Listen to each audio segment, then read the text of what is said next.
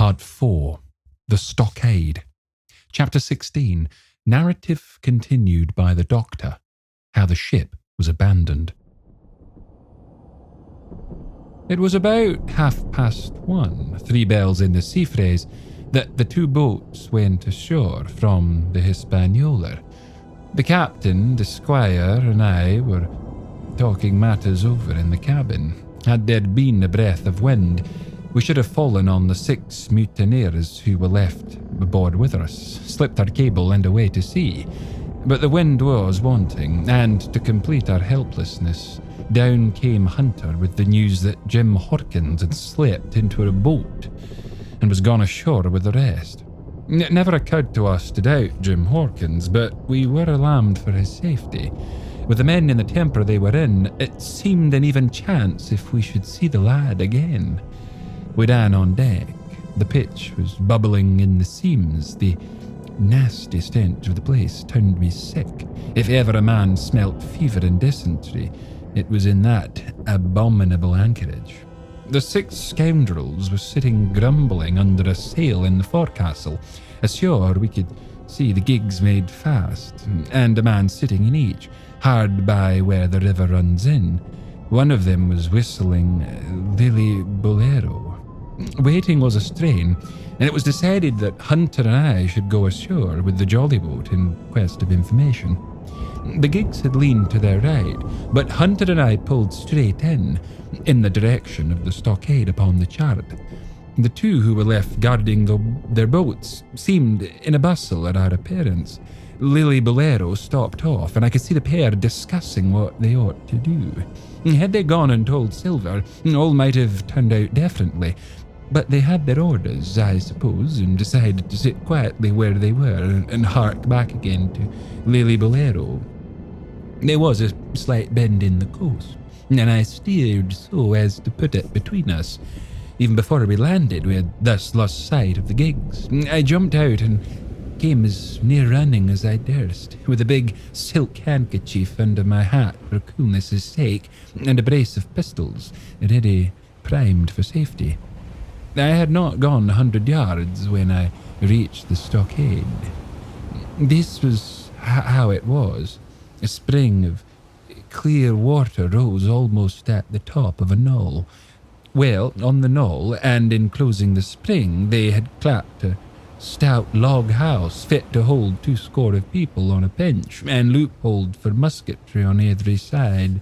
All round this they had cleared a wide space, and then the thing was completed by a paling 6 feet high, without door or opening, too strong to pull down without time and labour, and too open to shelter the besiegers.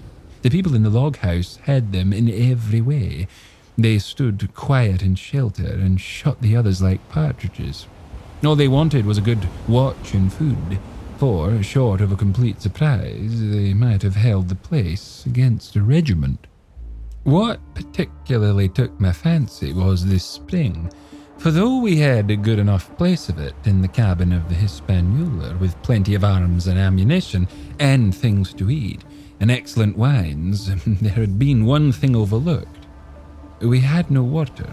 I was thinking this over when there came ringing over the island the cry of a man at the point of death. I was not new to violent death. I have served His Royal Highness the Duke of Cumberland, and got a wound myself at Fontenoy, but I know my pulse went jot and carry one. Jim Hawkins is gone, was my first thought. It is something to have been an old soldier, but more still to have been a doctor. There is no time to dilly-dally in our work, and so now I made up my mind instantly, and with no time lost returned to the shore and jumped on board the jolly boat. By good fortune, Hunter pulled a good oar. We made the water fly, and the boat was soon alongside, and I aboard the schooner. I found them all shaken, as was natural. The squire was sitting down, as white as a sheet, thinking of the harm he had led us to, the good soul, and one of the 6 forecastle hands was little better. "There's a man," says Captain Smollett, nodding towards him, "new to this work. He came nigh-hand fainting, Doctor, when he heard the cry. Another touch of the rudder, and that man would join us." I told my plan to the captain, and between us we settled on the details of its accomplishment. We put old Redruth in the gallery between the cabin and the forecastle, with 3 or 4 loaded muskets and a mattress for protection.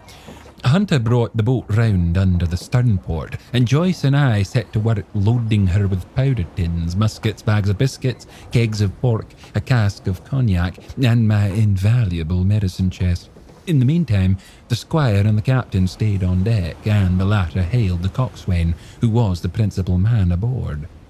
"Mr. Hands," he said, "here are 2 of us with a brace of pistols each. If any one of you 6 makes a signal of any description, that man's dead."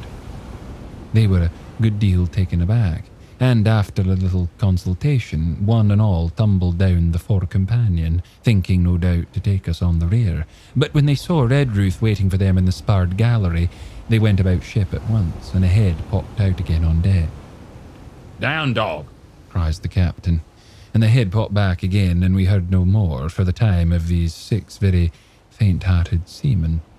By this time, tumbling things in as they came, we had the jolly boat loaded as much as we dared. Joyce and I got out through the stern port, and we made for shore again as fast as oars could take us. This second trip fairly aroused the watchers along shore. Lily Bolero was dropped again, and just before we lost sight of them behind the little point, one of them whipped ashore and disappeared. I had half a mind to change my plan and destroy their boats, but I feared that Silver and the others might be close at hand, and all might very well be lost by trying for too much. We'd soon touched land in the same place as before, and set to provision the blockhouse. All 3 made the first journey, heavily laden, and tossed our stores over the palisade. Then, leaving Joyce to guard them, 1 man to be sure, but with half a dozen muskets, Hunter and I returned to the jolly boat, and loaded ourselves once more. So we proceeded without pausing to take breath, till the whole cargo was bestowed, when the 2 servants took up their position in the blockhouse, and I, with all my power, sculled back to the Hispaniola. That we should have risked a second boatload seems more daring than it really was. They had the advantage of numbers, of course, but we had the advantage of arms. Not one of the men ashore had a musket, and before they could get within range for pistol shooting, we flattered ourselves we should be able to give a good account of a half-dozen at least. The squire was waiting for me at the stern window, all his faintness gone from him. He caught the painter and made it fast, and we fell to loading the boat for our very lives. Pork, powder, and biscuit was the cargo, with only a musket and a cutlass apiece for the squire and me, and Redruth and the captain.